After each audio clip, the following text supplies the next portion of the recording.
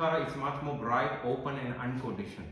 But we cannot have a contact directly with the ahamkara. We always need the tool, which is we need to contact with our unhealthy ego first and transforming this unhealthy ego as a fertilizer so that our healthy ego can be nourished. It's like when you're using the cow dung, cow sheets or whatever, human sheets, everything's to fertilizing the vegetables. We're still using that, it's applicable. In Asia we do that, I don't know in Europe. So this is how we are also transforming our unhealthy ego to the healthy ego. So now coming back to this dealing with the asmita. Asmita is the unhealthy ego. I was talking, this unhealthy ego, asmita, have a different phases. One of the phase is all the action we're doing in the day-to-day life can fall into three categories. Either the category can be completely in a white category, that means the actions are very pleasant for us. That means I like the practice, I like the actions, so I'm drawing and attached to that particular things. It can be spiritual sadhana, it can be a just simple action like you go to your kitchen making a coffee and drinking for breakfast. Things like that, just any actions. We call karma. I was talking about this karma. That means something you're doing, something pleasant, we call white experience. Contrarily, they have another experience which are always we are rejecting. We have aversions toward that particular actions, which we call the black experience. But this white and black experience, most of the times like 30% of life, it's like that. 70% of the lifetimes, we are always in the gray experience, combinations with the both experience. One of the key, the both experience are combined, it's the automation experience. That means you don't think. If you go to the bathroom in the morning, you take your toothbrush, you put the paste and you're brushing your teeth. This is the automations. I don't know how many of you, in that moment, you're taking the toothbrush and toothpaste, you're brushing your teeth, you are consciously brushing your teeth. I can imagine maybe 90% of us, like in the half-sleeping zombie state of the mind, we are cleaning ourselves. Sometimes we are carry forward these automations activities in a daily life throughout the day. Because we know a lot of things automatically we come. We don't think, we just do it. And in yoga sadhana, we say this gray moment, this is the one automations. Maybe next week I will try to bring more support from the neuroscience, what they talk about this. But these automations, it's very bad for our sadhana practice, our spiritual practice. Why? Because these all three, either you like the practice, either you hate the practice, or you're in the automations of the practice, it leaves the vasanas. What is vasanas? Vasanas is the one leave the imprints in your brain. And then move forward a little bit. In the Sutra number 9, in Sutra number 9 from the 4th chapter, he said, Jati Desa Kala Vyavahitanam Api Antarayam smṛti-saṃskārayoḥ eka-rūpatvāt. Of course, you don't understand. There are two words here, it's very important. Patanjali said how to deal with these vasanas, smṛti and samskara. Smriti and samskara are two things we need to observe because we cannot work with the vasana. There are three important words here. One is the vasana. Vasana means the one leaving the imprints. You do the actions or repetitive actions. These repetitive actions leave some imprints, memories in your middle brain. And how to deal with that vasanas? There are two things are working. Like I would say that vasana is like a big boss. The two are like two employees. One is the smriti. Smriti is the pure memory, impression. Whatever you do, a memory comes. The second samskara. Samskara happens, it's a similar like the memory, but it's a repetitively. If you do something repetitively, automatically it's become a samsara. To give another example, let's say smriti, the memory, it's like on the surface. You do first time, you have some first time experience that's coming on the surface. If you do the same thing 100 times, it's become a habit, and these habits are rooted deeper, and these will creating samsara.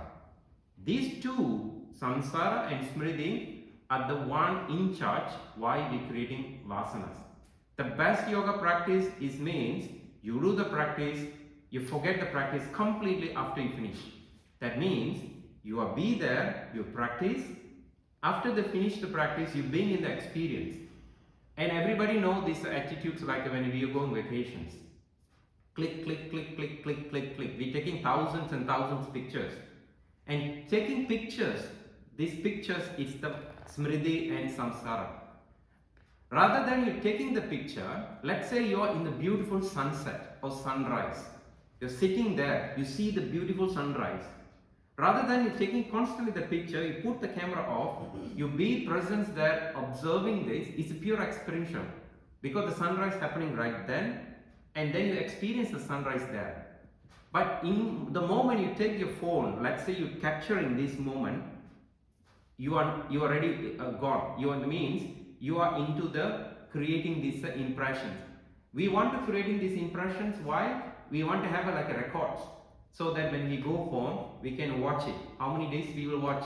1 day, 2 days, 3 days, maybe 1 month. You post in Instagram. After that, after 6 months later, it's staying in your iClouds. We don't use that. But this is an example. I realized that this is a perfect that because the imprints, the smriti and the samskara repetitively imprints are creating a force so that the vasana happens. Another example I give you, like let's say anybody been to like islands like Greece, taking a ferry to the island to islands. Some people even taking a big ship cruising, you cruise. It's the same principle. You take the big ship, you embark the ship, and then the ship stop in the first island. Everybody going out from the ship. Then you go to eat some cake and coffee. Because in a Greek, drink a Greek coffee and maybe some little snack. This first experience, creating the smriti. You go out from the ship, you eat the cake, you drink the coffee, is first experience. Imprint in the surface. And then you again go to the ship, you continue the journey. The ship stop in the second island. Again you going out, do the same, nice island. But you go to the cafe, you do the same actions. You drink the coffee, eat the cake. Rather than you explore and see being with the island, but we are stuck with this coffee and the cake. And what will happen? After the third island and the fourth island, let's say you stop, it's the 10th island. Immediately the 5th or 6th islands, the moment the ship announcements, okay, we are arriving to some islands, automatically your brain sends the signal, okay, I'm going to disembark and I can look for the coffee and cake immediately. This is the vasanas. This is the we are talking about. It shouldn't happen in yoga practice. The moment that happens, that means we are not in the right path. We are ruled by our unhealthy ego.